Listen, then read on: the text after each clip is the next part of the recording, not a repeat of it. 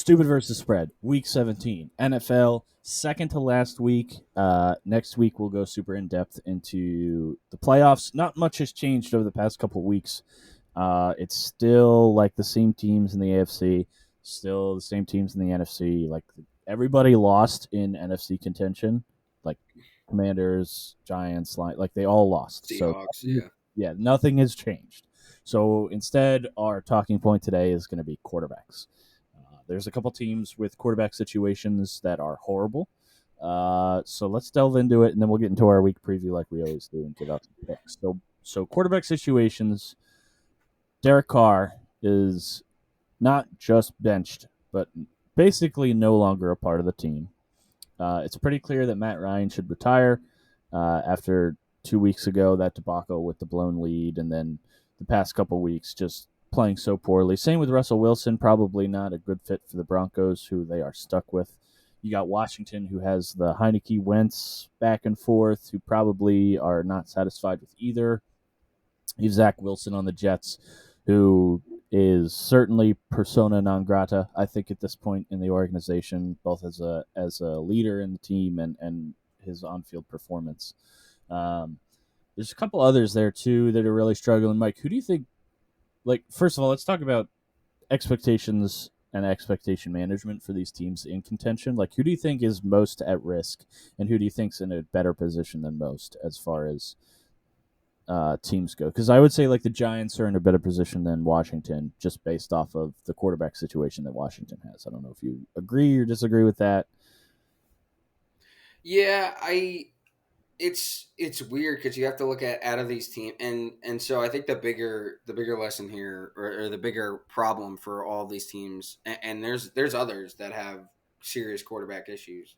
Tennessee has Malik Willis ready. They're going to step in for Tannehill probably Mm-hmm. after this year because I just think that they realize that Tannehill's not working. But Well, so Tannehill's not starting this week. That yeah, was announced yeah, they yesterday. may give it one last run for the Gipper against Jacksonville next week. But I think no matter what, they've realized that Tannehill's not taking them to a Super Bowl, so they're going to move on to Malik Willis. But what do you do with Tannehill at that point? New Orleans has three quarterbacks, none of whom are really like starters in the NFL. If Brady decides to walk away after this year, Tampa Bay is absolutely screwed. Um, does Carolina resign Sam Darnold, or do they go out to the free agent market? Atlanta can't be thinking that Desmond Ritter is really the guy at this point. New England might have a situation where they might be ready to move on from Mac Jones, especially depending on, we've heard some rumblings about whether or not Bill Belichick's kind of getting over this, or if they bring in a new offensive coordinator, maybe it's all in Bill O'Brien, maybe it's all Grant, dandy, but who knows? And then, like we said, the Giants have Daniel Jones. He's playing well enough to keep his job, but what is that? Is he willing to come back on a team friendly deal that allows them to sort of rebuild the rest of the roster? So that's a lot of teams, and the problem I think this year that's going to make it unique, and we just talked about this on the college football podcast that we recorded, but there's only one team that needs a quarterback that has a very clear solution that they know that they're willing to commit to with the expectation that's going to work out very well, and that's Houston, who is going to draft Bryce Young. Right. So the rest of these teams that we just mentioned, I don't think I talked, kind of spoiling my pick on the other episode, but I think CJ Stroud kind of gets exposed as not the same caliber quarterback prospect that Bryce Young is, and really closer to like an Anthony Richardson or a Will Levis, a guy that might need a little bit of developmental work in the NFL to even have a chance to succeed. So, knowing that, I think you're going to have probably 12-ish teams that need quarterbacks and are looking at some form of a retread, which just mean I mean we see it historically. There's not a path to true legitimate success there, especially God, I can't talk, in today's NFL. So, like, if you're asking me which of these teams is set up best to kind of weather this storm, I think the Giants are in a good spot because they really haven't expected to, and are just starting their rebuild. I think they are in a better position than the Commanders, because I think Daniel Jones is more competent than Heineke and Wentz. So you have somebody to be a stopgap as long as he was willing to come back on a team friendly deal. I think Carolina could bounce back if they can carry some of this momentum, especially if they retain Steve Wilkes and carry him in the next year. And they upgrade some skill positions. I think Carolina could be a team, especially in that division, that could, really change their fortunes with one good offseason. And I think you have to look at the Jets too, because the Jets are basically there, except for the quarterback position. But you go back to the same problem: is who are you going to bring in that is going to change the fortunes of this team? They're not reuniting with Geno Smith. I don't think Derek Carr is the guy that he may get them into the playoffs, and that may be enough to allow Joe Douglas to keep his job. Um, but I think Washington's in a tough spot. I think the Raiders are in a tough spot because they're gonna presumably then draft one of these guys that's probably not a day one starter. So you got to bring somebody else in if you're cutting Carr, because Derek Carr's career with the Raiders is done. That's the one Is thing I done. will say Correct. right now. He is guaranteed $40 million if they keep him on the roster 3 days after the Super Bowl. They will not do that. Mark Davis is not going to do that. They will cut him. They are benching him now. The only way his salary becomes guaranteed for next year right now is if he gets hurt. Make no mistake about it. He is being benched so that he doesn't get hurt, so they can cut him. It is the same thing with Matt Ryan. Matt Ryan is being benched for the final 2 games of the season, so that way they can cut him and not pay him all of the money that he would be guaranteed otherwise. So those two guys are not going to be with those two teams. Matt Ryan is probably not a starter in the NFL anymore. He will probably be a backup. He will begin his transition to becoming Joe Flacco over the next, over this offseason. He will be a backup. He will probably end up starting a game. We will remember how geriatric he is, and then he will go back to riding the bench until he retires. The Jets are going to have to find a way to move on from Zach Wilson. I think they're going to have to attach a late round pick actually to get him off of their books. But there is no recovering for Zach Wilson in New York. So it's going to be a very interesting offseason with QBs moving below the surface of contenders that know they have their guy. And to be honest, none of them are really in a position to drastically change their fortunes unless they sort of just roll the dice and something works. And when you look at the teams that could do that, you have to look at the teams that have the rosters otherwise that could make them a playoff team if they catch lightning in a bottle with a quarterback. And I think those teams are really, I think you put the Bucks in there too if Brady can kind of reel it back in, or they find one of these guys off the shelf that may be able to plug and play in that offense and they get the offensive line healthy. But I think it's the Jets, I think it's Tampa Bay, I think Carolina and the Giants, and then you never really count out. I think Washington could get there too. I think honestly, Washington's best bet is to run it back with Heineke, but give him a more legitimate deal. Let Wentz walk and make it for a year. Because I think if it fizzles out and burns, then at least you're in a position to draft next year. Yeah, and I don't hate that considering how Heineke has played. And honestly, I believe in the guy. I'm surprised we're sitting him for this next 2 weeks, but we'll see. He needs a better offensive line, a little better decision making on his part. But I don't think Washington's as bad as, like, say, the Raiders are going to be, or some of the others. Maybe the Jets are in a not great position. Although I think the Jets kind of have a way out in their quarterback situation. I think the Raiders, the Broncos for sure, the Colts. I think these are all teams that are really going to struggle to find a QB1 unless you're trading up. Yeah. And the only team that you're really going to trade up through is the Bears, who already hold, enough draft capital that they're going to want to be sellers probably for that second pick if that's how it turns out, or maybe even that first pick if they lose out and the Texans win out. But we'll see. So I think it'll be interesting to see how it turns out. But yeah, there's a couple teams in contention right now that are just. They're in contention because of the way their team is playing, not because of the way their quarterback has been playing, and I think that's interesting to kind of see how it's worked out. Yeah, there's a couple teams I think. So the Raiders don't have the roster around them to be successful. So I think that especially defensively, so they're going to have a serious issue this offseason. Indianapolis needs overhaul on the offensive line to even start to think about being competitive. And then you have a couple teams where they're kind of hitched to second-year quarterbacks that you kind of can tell already are not going to work out. but they're going to have to give them a full year burn to find that out, and then they're just going to reset the rebuild all over again. I think Tennessee is in that position. I think Atlanta is in that position.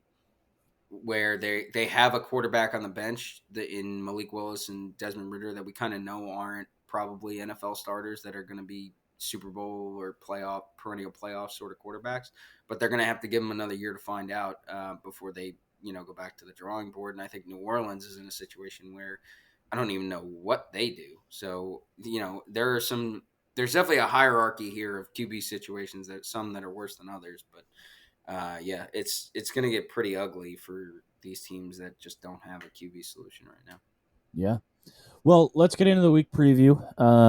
Same thing we do every week. We'll break it down. So Thursday Night Football, Cowboys at Titans. Cowboys are 9.5.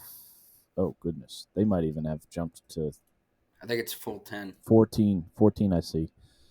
So the line's moving fast. It is 13.5. Wow. Yeah. So as discussed, Ryan Tannehill is out with an ankle injury.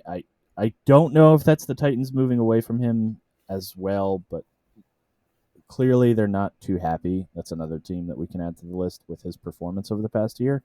But Cowboys need to win to stay alive, first of all, in the NFC East hunt. So they're technically still alive. If they win out and the Eagles lose out, they will take the title of the NFC East champ. But if not, they're vying for that fifth spot in the playoffs and pretty much they do have it locked up. So still a lot to play for the Cowboys. I think 14's a lot to cover against the Titans. I don't like that at all. I lean Titans here. I think you just run the ball with Derrick Henry, who is very much still a threat, especially with the backup quarterback. Derrick Henry's not expected to play.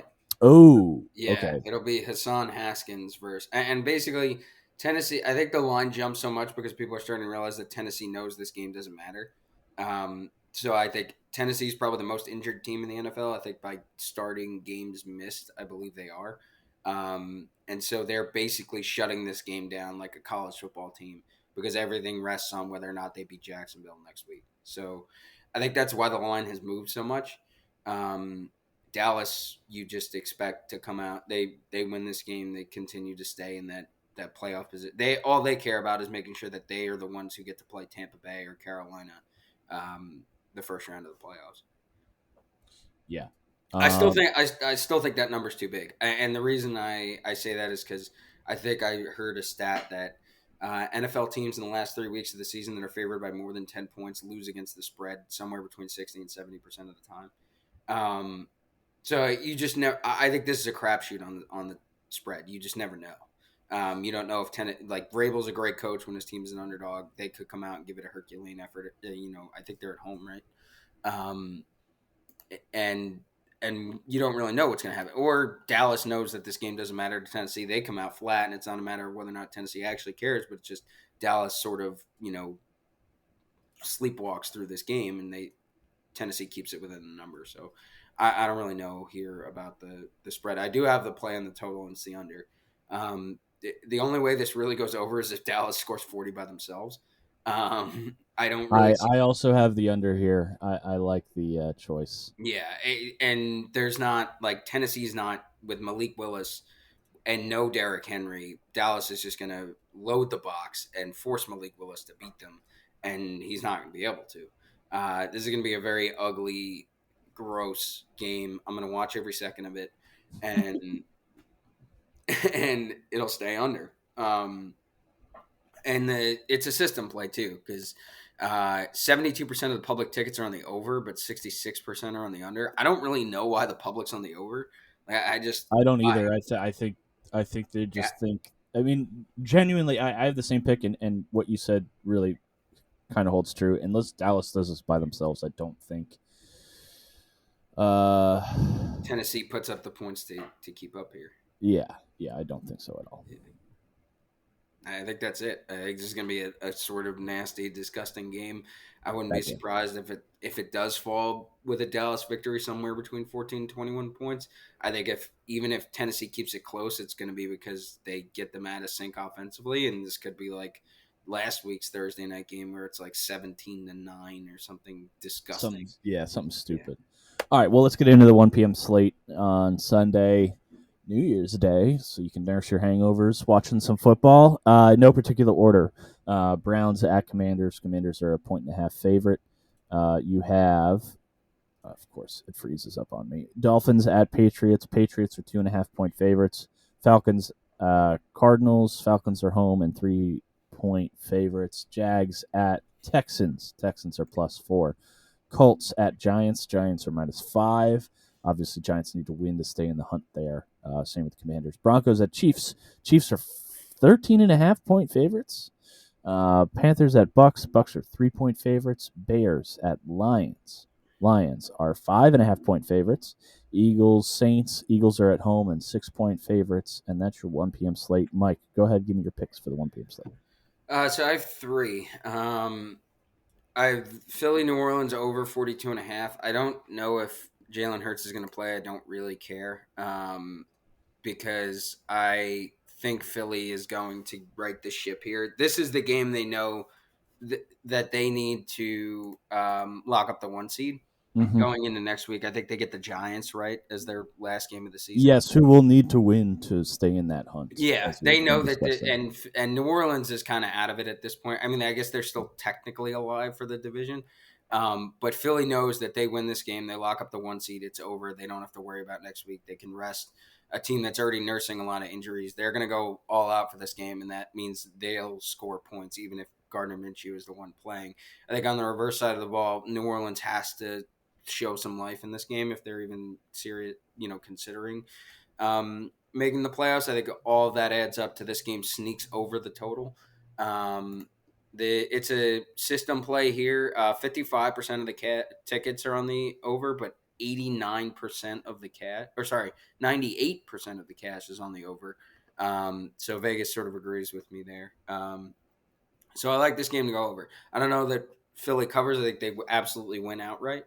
And they lock up the 1 seed here. My second pick is Carolina +3. Carolina smells blood in the water. Tampa Bay is reeling despite the fact that they somehow pulled that Sunday night game off on Christmas night. They're not a good football team. And Carolina is playing well enough. They dominated the Lions last week. That was a dominating win against a team that is in the playoff hunt and had all of the momentum going into that game. And Carolina showed up, punched them right in the face, and never looked back. I expect Carolina to do the same thing this week. They found something with Sam Darnold. They know that this division title is within reach if they win this game. I think they win this game. I think money line is probably a decent play here too.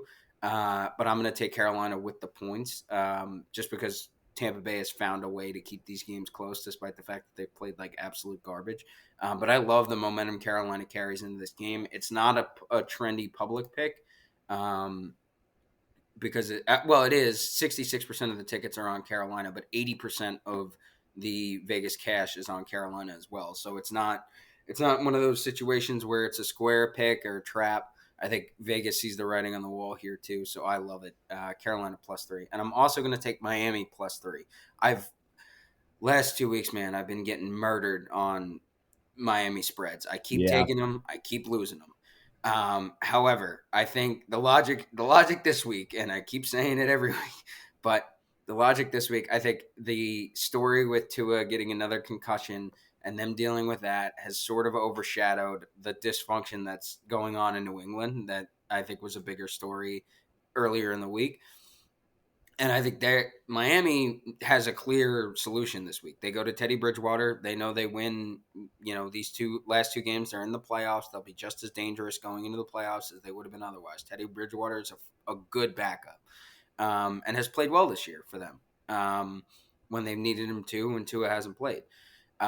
New England, on the other hand, has no clear solution. Mac Jones is clearly a dirty player. They had to answer questions about that all week, but that has overshadowed the fact that they're still completely dysfunctional on offense.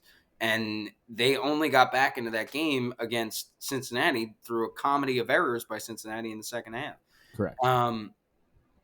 So New England has been playing terribly. They're still reeling off losing that game to Vegas. And Miami knows that they have everything in front of them. I don't see what I know they're going to New England. I know New England is still in the playoff hunt, despite the fact that they've looked like garbage the past 2 weeks. But I think Miami shuts the door here. Another one that I would love on the money line. I'm going to take them with the points here, but I think Miami wins this game. And I don't see why New England is really favored that much.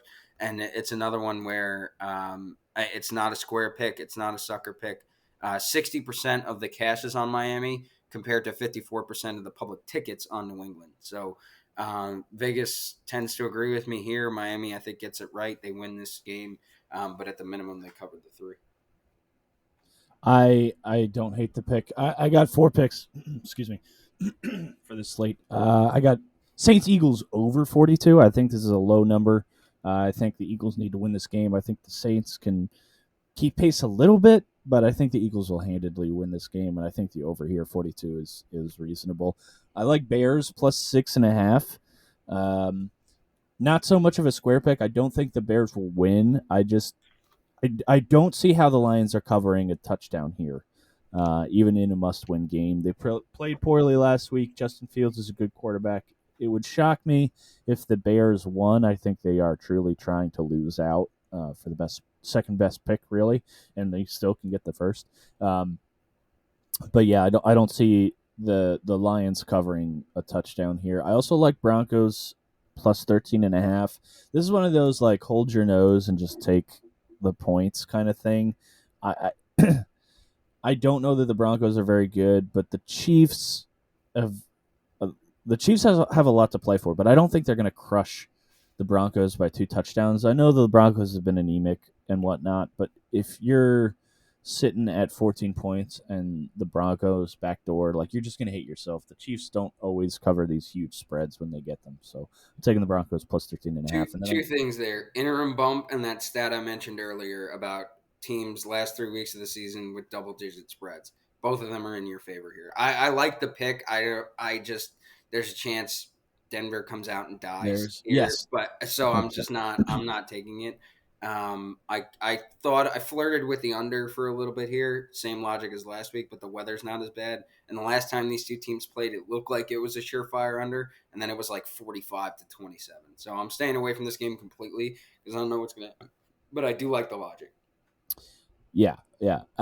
So I'm just again, I've done this all season. If it's anywhere above like 12, I just take the points. And it's worked out decently well so far. And then I'm going to go with Commanders minus 1.5. I think they're in a must-win game against a bad Browns team at home.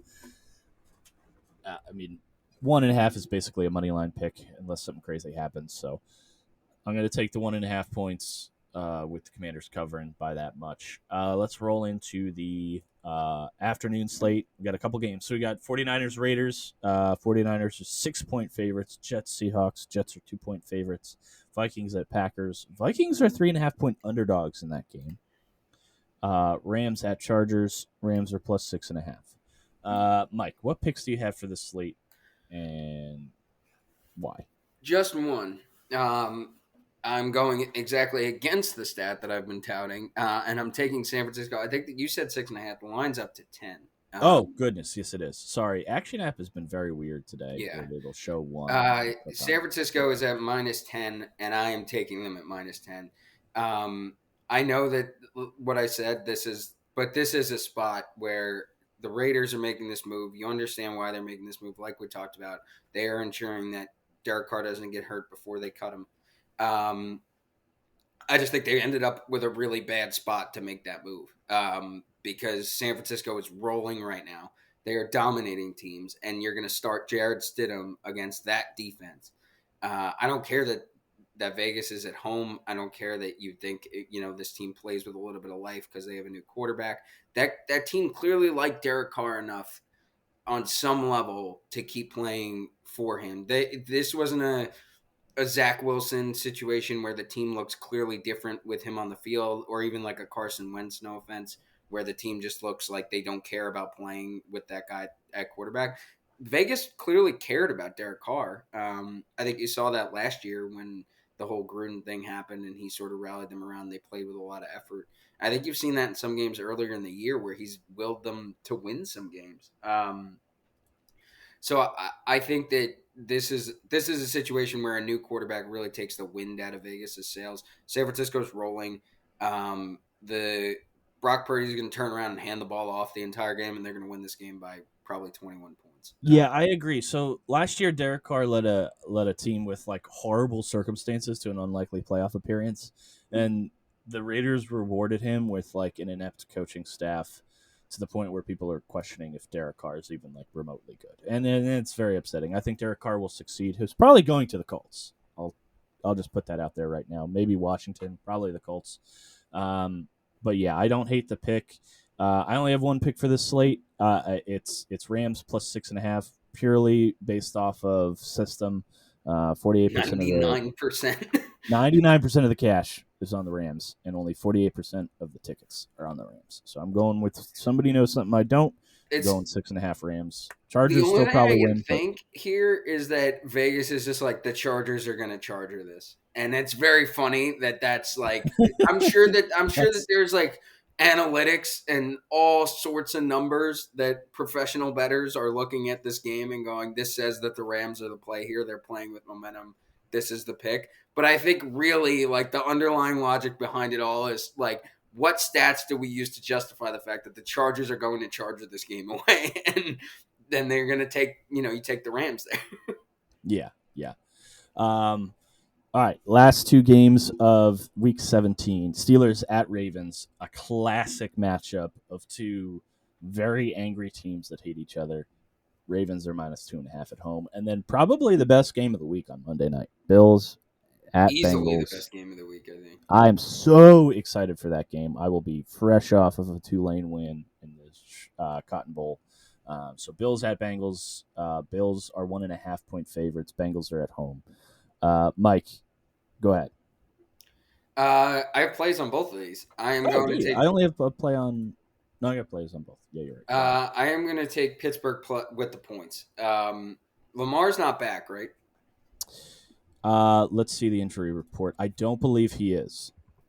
So, he is questionable. Okay. He did not practice yesterday, Wednesday. Okay. So unlikely. I would say questionable is more likely doubtful. Yeah. I think he probably doesn't play this game, which means the Ravens have been inept on offense without him. Correct. Pittsburgh is playing with a ton of momentum. The Franco Harris bump last week, that was a great win for them. A beautiful, beautiful pass by Kenny Pickett to George Pickens to win that game. I think it happens again. I think Pittsburgh, they would love nothing more here than to throw a wrench into Baltimore's postseason plans. I think maybe they already played the Bengals. Maybe they get the Browns next week, I think, to end their season in a game that won't matter. So if that's the case, this week is their last stand. This is their Custer game. Yes, they have the Browns at home next week to close the season in a game that won't matter for either team. So they are going to put it all into this game. And I love Pittsburgh here at plus 2.5. I wouldn't be surprised if they win it outright. They keep this game very close. This will be ugly. It'll be hard hitting. It'll be gross. It will be the opposite of tonight's game, Dallas, Tennessee, where it won't be fun to watch. This game will be ugly, but it will be a lot of fun to watch. But I love Pittsburgh here. Vegas and the public both agree with me. Cash is 75% on Pittsburgh, tickets 74%. Also, sneaky great play here is the under at 35. 58% of the public tickets are on the under, but 80% of the cash. I'm not going to take that because I think the market's already caught onto it, but I love Pittsburgh plus 2.5 here. And then my other pick is going to be Buffalo, Cincinnati under 49.5. I don't really know the spread's tight. Basically a pick 'em in NFL language because I think it's one, right? Yeah. It's one. Vegas seems to be on Buffalo here. I think that's because Cincinnati hasn't put together a full game the past 2 weeks. They played a great second half against Tampa Bay. They played a great first half against New England. But I do like the under here. I think this game will sort of similar to the college football playoff, which we talked about on our other podcast. I think this game's going to get tight in the second half. I think that'll keep it under the total. 49, that means 25 per team. I think one of them gets over it. I think the team that gets over it wins. over it being their share of The uh, total. the total, which will be 25. So I wouldn't be surprised to see like a 28-21 sort of game. This will be tight. This will be a lot of it'll be a lot of fun, but I think it's going to be more. You're going to see more defensive plays made than I think most people expect, and I think Vegas tends to agree with that as well. Um, and this is like an incredible system play of all system plays. 80% of the tickets are on the over. 89% of the cash is on the under. About as far of a gap as you could Right. imagine for this game.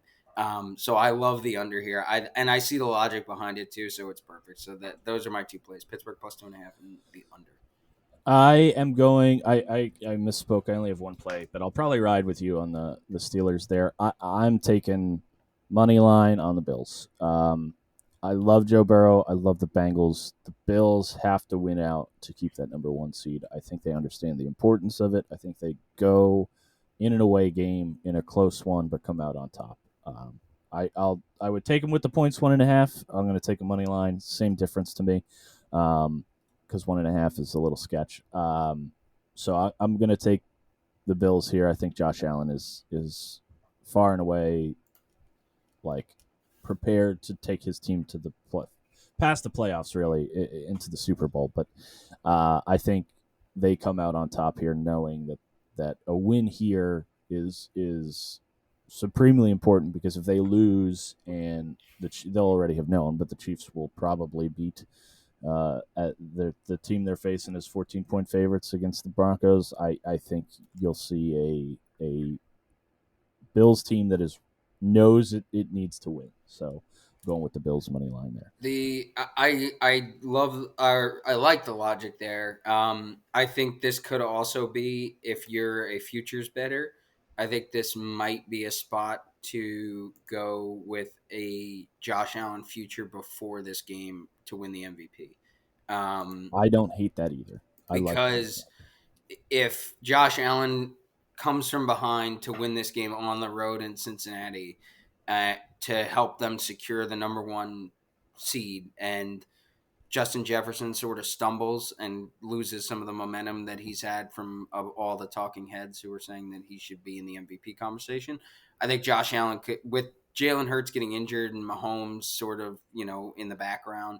But if Josh Allen finds a way to really carry this team to a victory in this game, you could see the odds dramatically swing towards him to be the MVP. So if that's something you're already inclined to look at, this might be the spot to get it in before this game, because after you'll be screwed.